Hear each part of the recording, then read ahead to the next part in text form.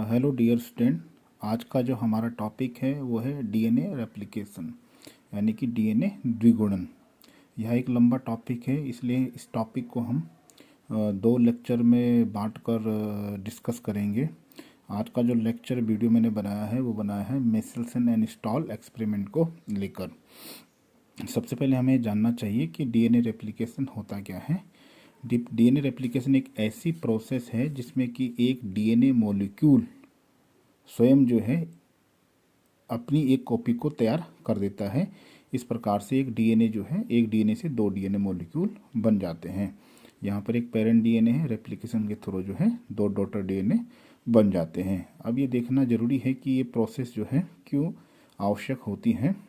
ये इसलिए आवश्यक है क्योंकि जो सेल डिवीजन होता है, सेल डिवीजन में एक सेल से दो डॉटर सेल बनती है, तो ताकि दोनों डॉटर सेल में जो है डीएनए बराबर मात्रा में जाए, इसलिए यह आवश्यक होता है कि पहले पेरेंट सेल में जो है डीएनए डबल हो जाए, और डबल होने के बाद जो है दोनों सेल में जो है इक्वली डिस्ट्रीब्यूट हो जाएगा। फॉर एग्जांपल यदि इस सेल में 23 क्रोमोसोम है या 23 डीएनए है, तो दोनों में बंटने के लिए इसको पहले डबल करना पड़ेगा, यानी कि इसको 46 होना पड़ेगा, और तब बाद में जाकर वो इन दोनों में 23 डीएनए बढ़ जाएंगे।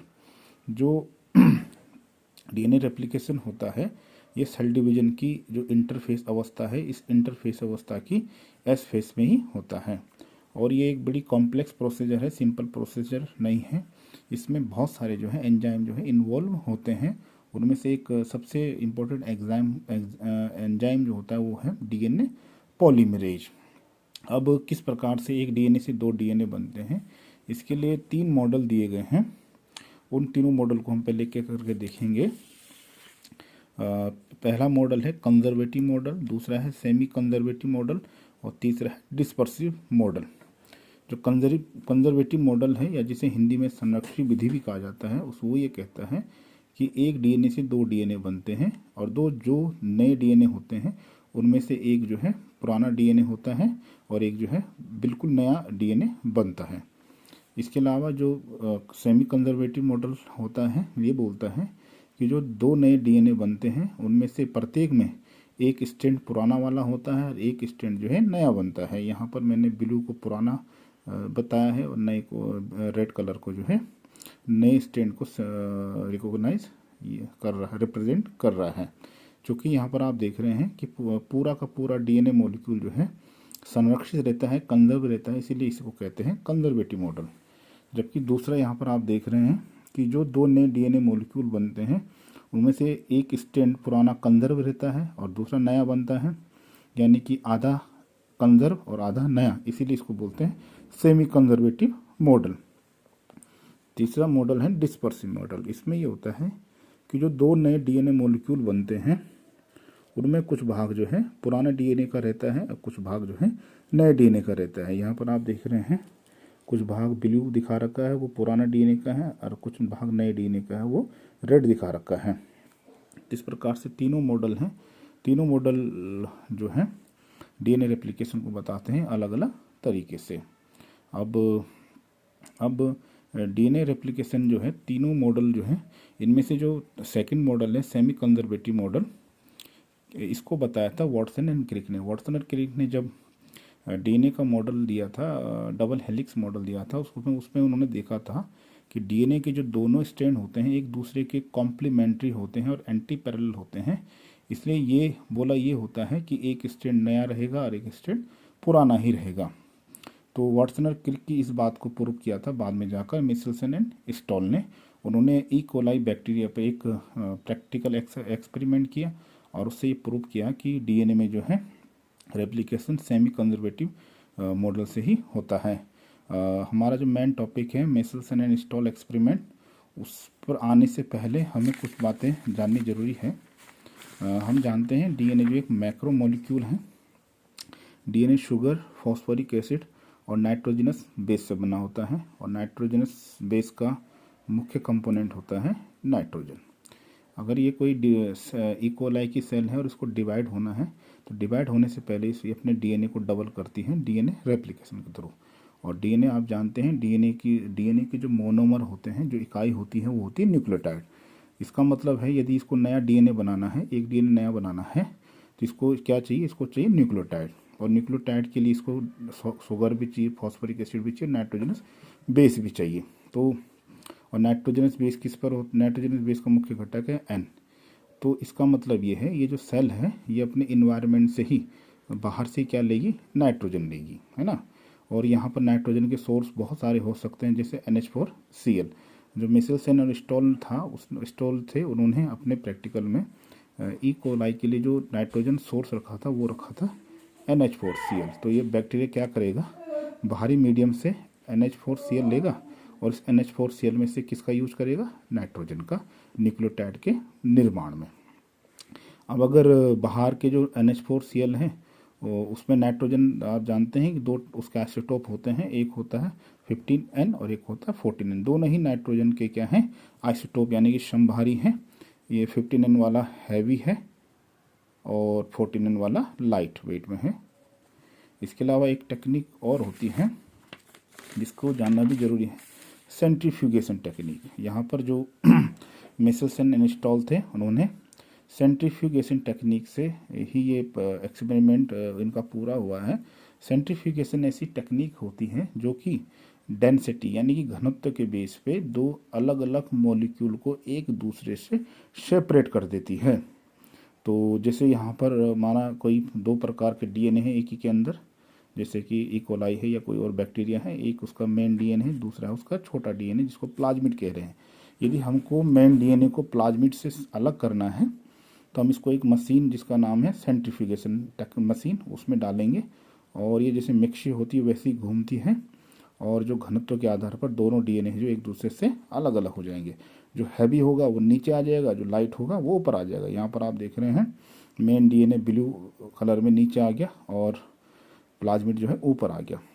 अब जो ये ऊपर और जो नीचे आए हैं, अगर इसका हम फोटो खींचेंगे तो ये बैंड दिखाई देते हैं, हमें स्पष्ट रूप से बैंड दिखाई देते हैं। तो इस प्रकार से सेंट्रीफ्यूगेशन। ऐसे ही यदि हम दो डीएनए लें, एक डीएनए ऐसा है जिसके नाइट्रोजन जो है 14N वाला है और एक डीएनए ऐसा है जिसका नाइट्रोजन 15N वाला है, तो इन दोनों डीएनए को हम अगर एक दूसरे से अलग करना चाहेंगे तो इसके लिए हम सेंट्रीफ्यूगेशन टेक्निक यूज करेंगे। तो सेंट्रीफ्यूगेशन टेक्निक से क्या होगा, ऐसा डीएनए जिसपे 15N है वो अलग बैंड बनाएगा और 14N अलग बैंड बनाएगा, 14N ऊपर बनाएगा और 15N अलग बनाएगा। या फिर अगर एक डीएनए ऐसा है जिसके एक स्ट्रैंड में 14N वाला है इस नाइट्रोजन है और दूसरे स्ट्रैंड में 15N वाला है, तो आप देख रहे हैं ये ऐसा हाइब्रिड डीएनए है जिसके एक स्ट्रैंड में 14N और एक है 15N। तो अब ये जो है नहीं 15N की ओर जगह जाएगा, नहीं ये 14N की जगह जाएगा, बल्कि इसकी डेंसिटी दोनों का क्या होगा, एवरेज हो जाएगा। तो एवरेज डेंसिटी होने के कारण जो है इसका बैंड जो है हमें ठीक मिडिल पार्ट में ही मिलेगा। अब बात करते हैं मिशेल्सन एंड स्टॉल के एक्सपेरिमेंट की। मिशेल्सन और स्टॉल ने जो एक्सपेरिमेंट किया था, इन्होंने सबसे पहले क्या किया कि जो बैक्टीरिया था, बैक्टीरियल कल्चर लिया, एक बोतल में बैक्टीरियल कल्चर है, इसके अंदर बैक्टीरियल की सेल है और इस बैक्टीरियल सेल के लिए जो है नाइट्रोजन का सोर्स है सामान्यतः तो वो कौन सा है, 14N सोर्स है। यानी कि जितने भी बैक्टीरिया हैं इनके अंदर जो डीएनए है उस डीएनए पे 14N लगा हुआ है ना। और इस कल्चर को उन्होंने ट्रांसफ़र कर दिया दूसरे मीडियम में, और दूसरा मीडियम वो है जहाँ पर कि जो है नाइट्रोजन का सोर्स क्या है, ऐसा NH4Cl है जिसपे कि नाइट्रोजन कौन सा वाला हैवी है 15N। लेकिन ट्रांसफ़र करने से पूर्व इन्होंने क्या किया, इस बैक्टीरिया के कुछ सेल से डीएनए अलग किया और उसको सेंट्रीफ्यूगेशन किया, तो इस प्रकार से उनको एक बैंड मिला टेस्ट ट्यूब में। ये टेस्ट ट्यूब को हम सीधा भी कर सकते हैं ऐसे, अगर सीधा करेंगे तो फिर इस प्रकार से ऊपर बैंड बनेगा, दोनों एक ही बातें हैं, ठीक इस प्रकार से बैंड मिला। तो यहाँ पर दोबारा आते हैं, इसको ऐसे मीडियम में ट्रांसफ़र किया है जहाँ पर कि नाइट्रोजन का सोर्स ऐसा NH4Cl है जिसमें कि N जो है 15N वाला है, 15 वाला है, और ऐसे मीडियम में बहुत काफ़ी जनरेशन तक रखा, इतनी अधिक जनरेशन तक रखा कि ये जो डीएनए थे इन सब के जब इस यहाँ पर आए तो इन सब के डीएनए में जो है 15N फिक्स हो चुका है। अब ये ऐसी बैक्टीरियल सेल हैं जिनका डीएनए में जो नाइट्रोजन है वो वो 15 वाला है। और इसको कहते हैं स्टॉक कल्चर। स्टॉक कल्चर का मतलब है कि ये प्रैक्टिकल का मटेरियल है और बाकी प्रैक्टिकल जो है सब इसी से होने हैं। अब आ जाते हैं मेन प्रैक्टिकल पे। प्रैक्टिकल है तो ये है, ये बैक्टीरियल सेल है, स्टॉक कल्चर है। स्टॉक कल्चर में जो है बैक्टीरिया हैं, उनके बैक्टीरिया के डीएनए पे 59 है। इसको G1 जनरेशन कहा। इसकी कुछ सेल ली, इसमें से कुछ सेल ली और उन सेल का डीएनए बाहर निकाला और उस डीएनए को सेंट्रीफ्यूगेशन किया तो उसका बैंड यहाँ पर मिला। ठीक, उसके बाद इसी में से कुछ सेल जो है ऐसे मीडियम में ट्रांसफ़र कर दी जहाँ पर कि नाइट्रोजन का सोर्स क्या है, 14 वाला है। ठीक है, जब ये यहाँ पर कुछ समय के लिए यहाँ पर ट्रांसफ़र की और 20 मिनट बाद, आप जानते हैं कि बैक्टीरिया की जो सेल है वो 20 मिनट में उसमें रेप्लिकेशन हो जाता है। 20 मिनट बाद वो एक सेल से 2 सेल हो जाती हैं। यहाँ पर ट्रांसफ़र करने के 20 मिनट बाद, यानी कि इसकी फर्स्ट जनरेशन बन चुकी होगी तब तक 20 मिनट बाद जब निकाला और उनकी सेल से डीएनए निकाला तो उसको जब सेंट्रीफ्यूगेशन किया तो बैंड जो है बीच में मिला।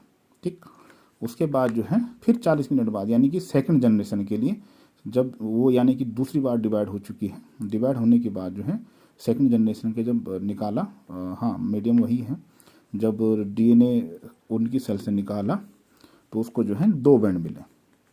तो पहले 59 था, ये सबको पता है कि 59 था, बैंड यहाँ पर मिला। उसके बाद इसमें से कुछ बैक्टीरिया को ट्रांसफ़र कर दिया 49 वाले मीडियम में और इनकी एक पीढ़ी के बाद की जो प्रोजेनी है, जो संतानें हैं, ये जो डॉटर सेल्स हैं, उनका डीएनए निकाला तो बैंड यहाँ पर मिड वाले पोर्शन में मिला। उसके बाद सेकंड जनरेशन देखी फिर 40 मिनट बाद तो बैंड 2 बैंड मिले, यहाँ पर और यहाँ पर मिले। तो ये प्रैक्टिकल जो है यहीं पर एंड हो गया। लेकिन अब हमारे पास जो है 3 प्रकार के क्या हैं, मॉडल हैं।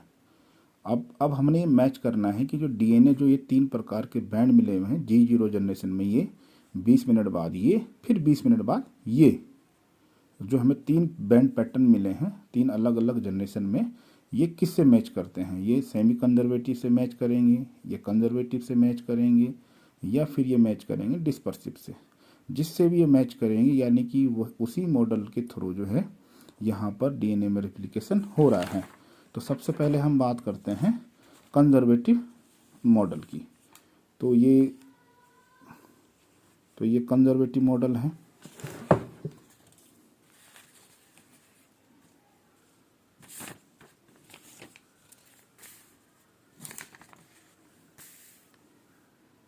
ये है कंजर्वेटिव मॉडल। तो कंजर्वेटिव मॉडल में क्या होता है, एक पेरेंट डीएनए होता है और पेरेंट डीएनए से फिर फर्स्ट जनरेशन के बाद 2 डीएनए बन जाते हैं।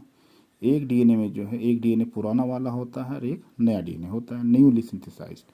तो यहाँ पर 2 डीएनए बने हैं। अब हम जानते हैं कि पेरेंट डीएनए में तो 15 था, फिर उसको हमने ट्रांसफ़र किया था दूसरे मीडियम में, उस मीडियम में नाइट्रोजन 14 वाला था, 14 था। इसका मतलब जो है जो नया डीएनए बनेगा, अब जो भी नया डीएनए बनेगा उन सब में 14 वाला होगा। तो अब ये पुराना डीएनए है तो इसमें 59 होना चाहिए, और जो नया बनेगा क्योंकि मीडियम में 14 है तो ये क्या होगा, 49 वाला होगा। तो इसके बैंड कैसे बनेंगे देखिए, क्योंकि ये पुराना डीएनए है, इससे दोनों स्ट्रैंड पे क्या है 59 है, तो बैंड कहाँ बना, यहाँ पर बना है। तो ठीक है, मेसेल्सनस्टॉल को यही मिला था, देखिए दोनों मैच कर रहे हैं। ये कंजर्वेटिव का बैंड पैटर्न है। उसके बाद जो है दूसरी पीढ़ी में आ जाइए। दूसरी पीढ़ी में क्या होगा, दूसरी पीढ़ी में क्योंकि 2 प्रकार के डीएनए बने हैं, एक 59 वाला है और एक 49 वाला है, तो कंजर्वेटिव मॉडल का जो बैंड पैटर्न होगा ये होगा, एक 15N का बैंड बनेगा और एक 14N का बैंड बनेगा। लेकिन यहाँ पर जबकि एक्चुअल प्रैक्टिकल में केवल एक ही बैंड मिला है और कंजर्वेटिव मॉडल से 2 बैंड मिलते हैं, तो ये दोनों आपस में मैच नहीं कर रहे हैं। मेसेल्सनस्टॉल को 1 बैंड मिला है लेकिन कंजर्वेटिव मॉडल से 2 बैंड मिलते हैं, 2 बैंड मिलते हैं। तो इसका मतलब जो है ये जो रेप्लिकेशन का पैटर्न है ये कंजर्वेटिव पैटर्न नहीं है, तो इसको यहीं पर क्या कर सकते हैं, हम रिजेक्ट कर सकते हैं। अब दूसरा बैंड पैटर्न देखते हैं किसका, डिस्पर्सिव का। ये है डिस्पर्सिव का, ये डिस्पर्सिव का है, ये है।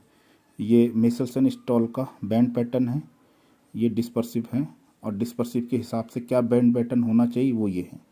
तो अगर ये दोनों मैच करेंगे तो इसका मतलब ये रेप्लिकेशन जो है डिस्पर्सिव हो रहा है। डिस्पर्सिव से हमें पता है 15N बैंड, ठीक है। लेकिन नेक्स्ट जनरेशन में जो है 15N और 14N मिक्स बनते हैं ना, जो दोनों नए डीएनए बनते हैं वो मिक्सअप होते हैं। उसमें कुछ भाग 15N होता है, कुछ 14N होता है, कुछ 15N फिर कुछ 14N। तो क्योंकि ये जो है दोनों डीएनए हाइब्रिड हैं, इनमें 15N भी है 14N भी है, तो इनका जो बैंड बनेगा ना वो 15 पे बनेगा ना वो 14 पे बनेगा, बल्कि वो बनेगा आपका सेंटर में। तो ये इसका बैंड पैटर्न ये बना है डिस्पर्सिव मेथड का। तो ये दोनों मैच कर रहे हैं, तो यानी कि संभावना इस बात की है कि रेप्लिकेशन डिस्पर्सिव मेथड से हो सकता है। लेकिन जनरेशन 2 में अगर आप देखेंगे, जनरेशन 2 में आप देख लीजिए, जनरेशन 2 में क्या होता है डिस्पर्सिव मेथड से कि 4 डीएनए, 1 से 2 फिर 2 से 1 से 2, 4 डीएनए मिलते हैं, है ना। लेकिन जो चारों डीएनए मिलते हैं वो भी मिक्सअप मिलते हैं। प्रत्येक स्ट्रैंड में कुछ भाग न्यू डीएनए का होता है। यहाँ पर रेड जो है 14 को दिखा रहा है और ब्लू 15 को, ऐसे ही इसमें भी है। नेक्स्ट जनरेशन में भी जो 4 मिलते हैं वो मिक्सअप होते हैं, उनमें 15N भी होता है और 14N भी होता है, मिक्सअप होते हैं। लेकिन हाँ, अंतर इतना होता है क्योंकि मीडियम में केवल 14 है, तो इस जनरेशन में तो लगभग बराबर थे 15N भी 14N भी। लेकिन अगली पीढ़ी में क्योंकि नाइट्रोजन का सोर्स 14 है, तो 15 का भाग कम होता जाएगा, 14 का भाग बढ़ता चला जाएगा, 14N का भाग जो है बढ़ता चला जाएगा। तो यहाँ पर बढ़ ही रहा है, रेड बढ़ रहा है, ब्लू घट रहा है। तो अब इस पैटर्न के हिसाब से अगर इसका हम बैंड देखेंगे तो बैंड जो है कहाँ पर बन रहा है, यहाँ पर थोड़ा ऊपर, सेंटर से थोड़ा ऊपर बनता है, जो कि सही है। क्योंकि अगर सेंटर में थोड़ा ऊपर इसलिए बन रहा है क्योंकि यहाँ पर 14 की मात्रा बढ़ रही है, तो इस सेंटर से थोड़ा ऊपर अगर ये वाला पैटर्न होता तो बैंड ऐसे एक ही बैंड बनता, और लेकिन वो मिड पोर्शन से थोड़ा ऊपर की ओर बनता क्योंकि 14 का पोर्शन उसमें बढ़ रहा है। जबकि मेसल्सन स्टॉल को इस फेज में जो है 2 बैंड मिले थे, और यहाँ पर कैसा डिस्पर्सिव से कैसे बैंड मिलते हैं, केवल 1 बैंड मिलता है, और मेसल्सन को मिला था 2 बैंड। यानी कि ये वाला मेथड भी यहीं पर क्या हो सकता है, क्या हो गया है, रिजेक्ट, ना कंजर्वेटिव मेथड से ना डिस्पर्सिव मेथड से। अब देखते हैं सेमी कंजर्वेटिव मेथड देखते हैं। ये पेरेंट डीएनए है, 2 डीएनए हैं, दोनों में क्या है 15N है, 1 बैंड बनेगा नीचे। उसके बाद सेमी कंजर्वेटिव मेथड ये बोलता है कि जो 2 नए डीएनए मॉलिक्यूल बनते हैं उस प्रत्येक में एक स्ट्रैंड पुराना होता है और एक स्ट्रैंड नया बनता है। यानी कि एक 15N बनेगा और एक 14N, क्योंकि मीडियम अब ये 15N वाले जीवाणु कहाँ ट्रांसफ़र हो चुके हैं, 14N मीडियम में। ये दूसरा भी क्या होगा, एक 15N वाला एक 14N वाला, तो इसका बैंड कहाँ बनेगा, दोनों, क्योंकि इनकी डेंसिटी जो है एवरेज आएगी, तो ये ना 14A का बैंड बनेगा ना 15A पर बनेगा, बल्कि मिड पे बनेगा। यानी कि यहाँ पर मिड पे बना भी है, यानी कि यहाँ तक जो है ये किसको फॉलो कर रहा है, मेसल्सन और स्टॉल के एक्सपेरिमेंट के हिसाब से ही चल रहा है। अगली पीढ़ी पे जाकर क्या होगा, नेक्स्ट जनरेशन 2, क्योंकि मीडियम 14N है, तो क्या होगा ये एक 15 स्टैंड, इसमें एक 15 है एक 14 है, तो 15 एक वाला तो रहेगा ही, लेकिन नया स्टैंड किसका बनेगा, 14 का, क्योंकि सोर्स क्या है 14, तो एक पुराना एक नया। इस पर दूसरा एक जो 14 वाला था, 14 वाला दूसरा स्टैंड जो बनाएगा, मीडियम में 14 है तो दोनों स्टैंड कैसे बन जाएंगे 14, वैसे इसका भी होगा। जो ब्लू वाला 15 है तो मीडियम से उसने क्या उठाया, 14 वाला उठाया, तो रेड वाला बना, तो एक 15 एक 14। इसका जो रेड वाला है तो 14, उस पर 14 है, तो मीडियम में 14 है तो वो 14 वाला ही न्यूक्लियोटाइड उठाएगा, दोनों क्या बनेंगे, नहीं। तो इस प्रकार से जनरेशन 2 है, उसमें 2 प्रकार के डीएनए मॉलिक्यूल बन रहे हैं। एक प्रकार का डीएनए मॉलिक्यूल तो वो है जिसमें हाइब्रिड है, एक स्ट्रैंड 15N वाला है, एक 14 वाला है।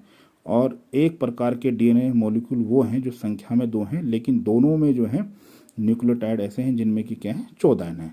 तो यहाँ पर हाइब्रिड बैंड भी बनना चाहिए और एक 14N वाला बैंड भी बनना चाहिए। तो यहाँ पर आप देख रहे हैं मेसल्सन स्टॉल को 2 बैंड मिले थे, एक हाइब्रिड पोजीशन वाला बैंड मिला था और एक 14 वाला पोजीशन वाला बैंड मिला था। तो इस बैंड जो ये बैंड पैटर्न है ये फॉलो कर रहा है किसको, semi conservative method of replication से। तो यहीं से ये बात प्रूफ हो गई कि जो डीएनए का रेप्लिकेशन होता है वो सेमी कंजर्वेटिव मेथड से ही होता है, क्योंकि मेसल्सन और स्टॉल को जो बैंड पैटर्न मिला था वो केवल जो है सेमी कंजर्वेटिव मेथड को ही फॉलो करता है, कंजर्वेटिव और डिस्पर्सिव मेथड को फॉलो नहीं करता है। तो आई होप आपकी समझ में आया होगा। अगर कुछ भी आपको पूछना है तो आप कमेंट बॉक्स में जाकर कमेंट्स कर सकते हैं या फ़ोन से भी पूछ सकते हैं। Thank you.